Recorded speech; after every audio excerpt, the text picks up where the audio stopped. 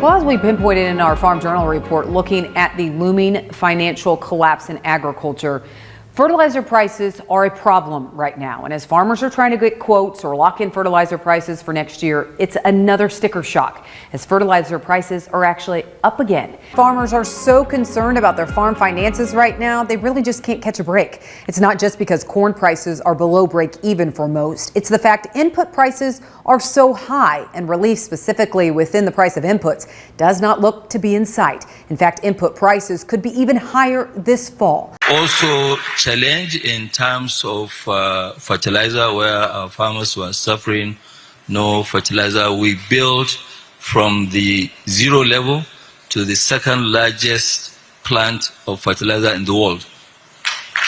So Nigeria now, not only we actually export 37% of our fertilizer to the United States of America. Africa just made a massive move that the United States never saw coming. For decades, American fertilizer companies dominated Africa's agricultural market, controlling prices, controlling supply, and earning billions of dollars every single year. Farmers across the continent depended on U.S. imports to feed their soil, grow their crops, and sustain their economies. But now everything has changed. In a bold and historic decision, African nations have united to build their own 3 billion fertilizer network, a continent-wide production and distribution system designed to break dependence, slash prices, and give local farmers the power they have waited for their entire lives. And the reaction in the United States: shock, panic, confusion. Because overnight, America didn't just lose a market. It lost one of its biggest agricultural revenue streams. And for millions of Africans, this isn't just business, it's personal. It's about food security. It's about dignity. It's about finally controlling what grows on African land with African resources for African people. Today we break down why Africa made this move, how the U.S. is responding, and what this means for the future of global agriculture.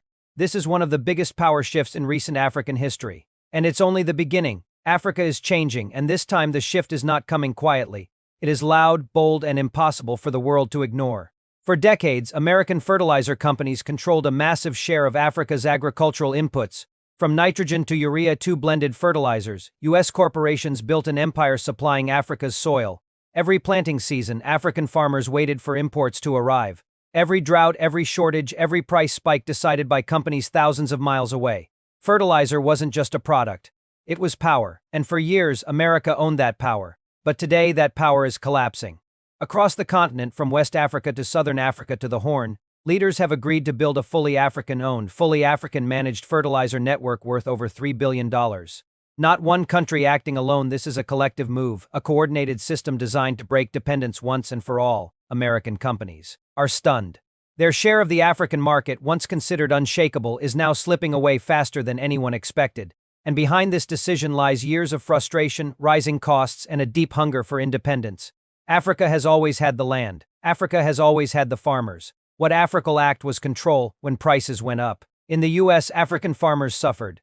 When global oil prices spiked, fertilizer costs doubled. When shipping delays hit American ports, African crops died waiting. For the smallholder farmer in Ethiopia, the maize farmer in Tanzania, the cocoa grower in Ghana, or the sorghum farmer in Nigeria, these struggles weren't just numbers, they were survival. Many farmers were forced to reduce planting sizes. Others abandoned land entirely.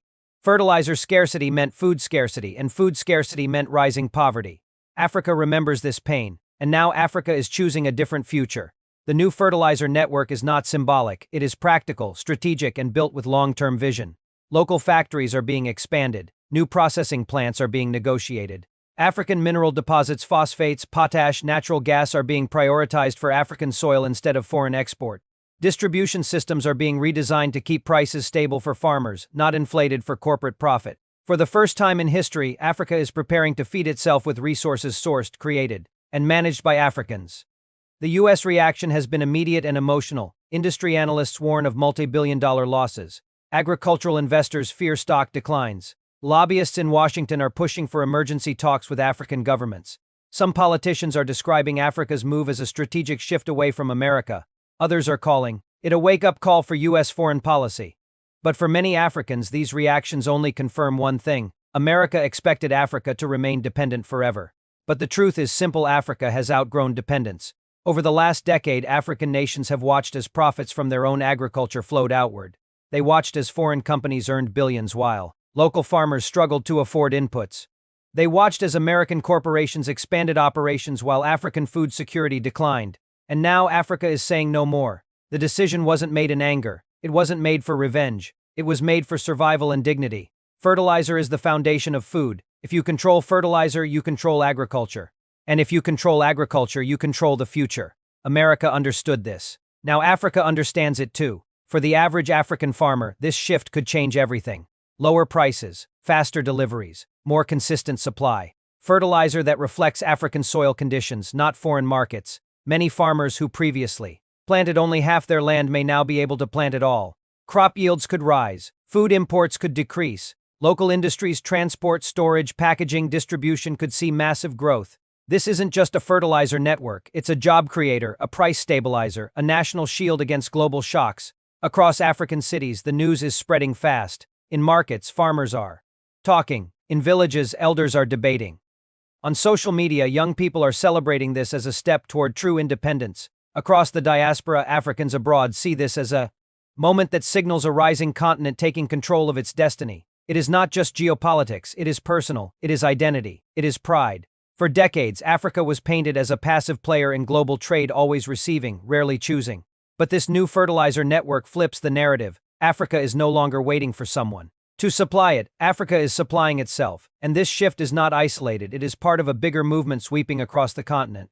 More local factories, more national control, more regional partnerships, more African-first policies. U.S. companies have tried to reassure investors, insisting that they still have deals in place and that African demand remains high. But behind closed doors, there is nervousness. The $3 billion African fertilizer network represents not just financial loss, but influence loss. America has long used agricultural partnerships to maintain strategic relationships across Africa.